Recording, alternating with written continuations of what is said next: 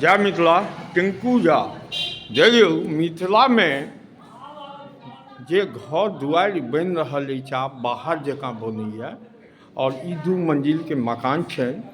अहाँ सबके देखबै छी काज चलि रहल छै जोर शोर पर। की नाम? सुनीता झा। हाँ अहीं के घर छै? हमरे घर छै। हमर नेवी वाला बेटा के बियाह छनि ताहि दुआरे। हाँ नेवी वाला बेटा के बियाह छनि तो वो कहलखिन जे नीचा बाबूजी बनेलथि है ठीक छै ऊपर हम बनाएब हम अपना पसंद से तो बना रहल छथि।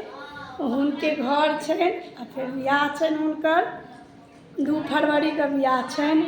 2 फरवरी के? हाँ 2 फरवरी के विवाह छनि।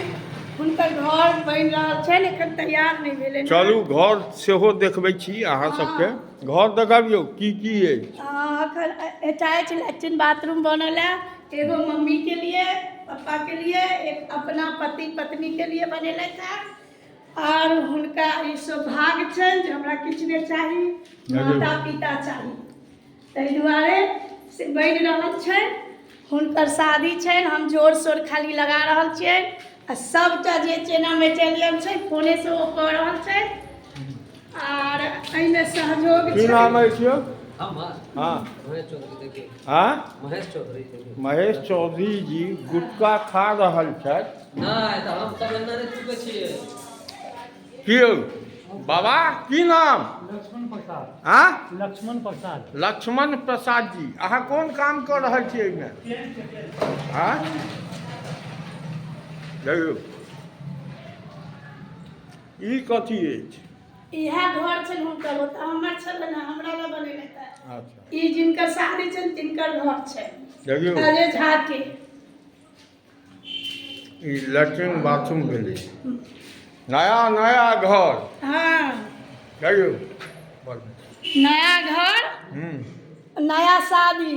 हाँ पुतौह खूब खुआएत हाँ, तरुआ छानि कऽ। खुएबे करथिन हाँ नहीं खुएथिन लोक कतऽ कहै छै जेथिन। भाय बाप के दै छै तू तरुआ छानि कऽ। हाँ हाँ तेहन नहि। हाँ सुनू बड़ शौक से केने रही 16 में एगो पुतौह लेलहुँ नहीं भेल सुख आब जे मैया करथिन। हाँ देखियौ मिथिलानी सब अपन काज देख लियौ। यौ राणा बाबा यौ राणा महादेव की छै की काज अहाँ कऽ रहल छी एतऽ? जी हमर काज जे बिजली वायरिंग अछि ग्रिल बनबऽके अछि और प्लस में जे छै अहाँके प्लम्बर के काज अछि आ टाइल्स मिस्त्री सेहो संग में रहै छथि आ बंगाली मिस्त्री सेहो संग में छथि। अच्छा कंस्ट्रक्शन के? हाँ कंस्ट्रक्शन के सारा टीम लग कऽ हम चलै छी। की नाम भेलियो? धीरू राय। अच्छा अहाँ की काज करै छी? टाइल्स फिटिंग करै छी। अच्छा देखियौ टाइल्स वाला सेहो आबि गेल। टाइल्स वाला सेहो अहाँके मिस्त्री सब आबि गेलक। ठीक है अहाँ सबके लोक मिथिला में छै तो सबके सहयोग करऽ वाला छी। भगवान अहाँके एतेक जिंदगी दैत एते आगाँ बढ़ाबे जे हमरा सबके गर्व है अहाँ पर। बस चलू दोसर वीडियो पर फेर आयब। जय मिथिला।